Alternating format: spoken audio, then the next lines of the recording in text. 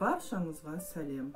Біз Талғар медициналық колледжінің оқытушылары мен білім алушылары жаһандық пандемияға айналған коронавирус індетімен күресу үшін елімізде төтенше жағдайлардың пайда болуына байланысты баршаңызды үйде болуға шақырамын.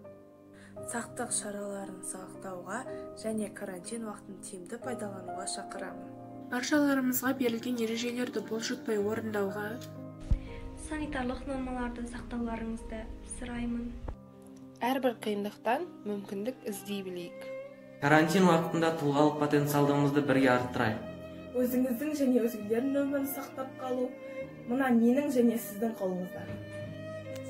Жақындарыңызға, достарыңызға демеу болыңыз. Болашаққа бірге қадам жасайық. Бізбен бірге болыңыз. Жақсылыққа сеніңіз, бәрі жақсы. Өзіңізді қорғаңыз және өзгені де. Сіз деп жұмысында қалған жандардың еңбегін аяқ асты қылмау үшін. Осындай қиын қыстау кезде бір-бірімізге демеу болайық. Егер үйден тезірек шыққыларыңыз келсе, үйде отырыңыз. Үйде болыңыз. Тиімді даму тетігін өз ыңғайыңызда, жаныңызға жақын жандар мен жанашыр туғандарыңызбен бірге қалыптастырыңыз.